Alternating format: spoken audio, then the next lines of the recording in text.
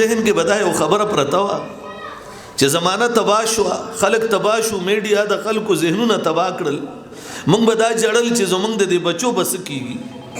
آیا زمونږ د بچي په کم نسل کې بدی را رواني او دغه خلق به دغه وخت کې څنګه. نو ما په فیسبوک دا مو کتل چې یو کوټه ماشوم دی، لکه دا ورکوټه ماشوم چې را پاسه دومره ماشوم دی او هغه له تربیت دا ورکړی شوی دی چې هغه پټه ماشوم په دغه فیسبوک باندې وای تاسو کې بدا منډم، تاسو کې بدا منډم، تاسو کې بدا منډم. د دنیا کنزل چې صد هغه په خله راځي نو چې کوم سړی ورته کیمره نیولې د هغه ورته وای ماشاءالله دا زمونږ د فلان کې سپای دی او ډېر خولي کنزل وکړل، ډېر په طریقې وکړل. لیکن زه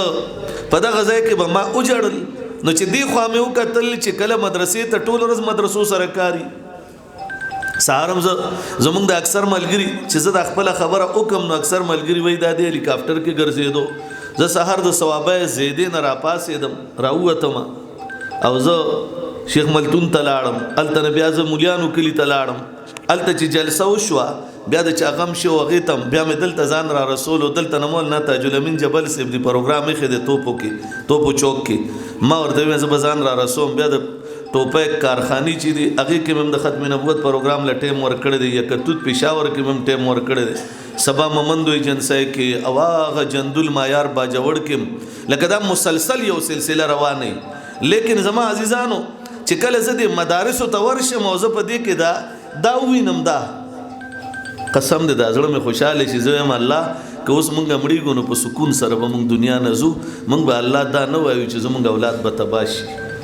کچره زما د اولاد د پاره د تباہی اسباب کفر او کافرانو او په میډیا په ذریعہ باندې هر قسم طریقې سره زما د اولاد د تباہ کولو کوشش وکړو، لیکن الحمدلله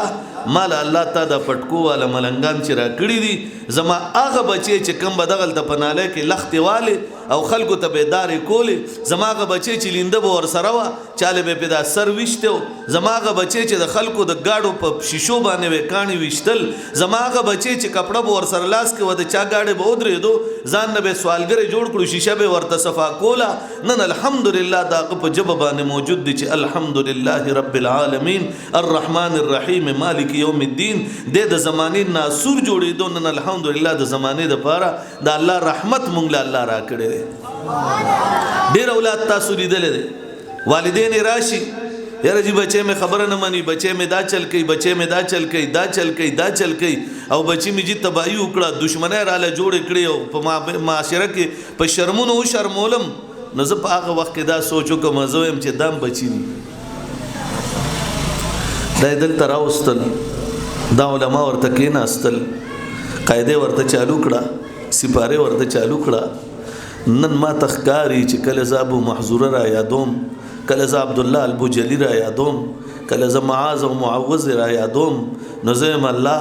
په دې زندګۍ کې زه په دې دور کې صحابي نشم لیدی، لیکن زما الله که حضرت معاذ پوټې غوندې و، حضرت عمر پوټې غوندې و، حضرت معوذ وړوکې غوندې و، عبدالله بن عباس وړوکې و قرآن ته دغسې ناستو، عبدالله بن عمر وړوکې و د حدیثو کتابونو ته ناستو، نو رب کریمه که چېرې ابو محذوره ورکوټې و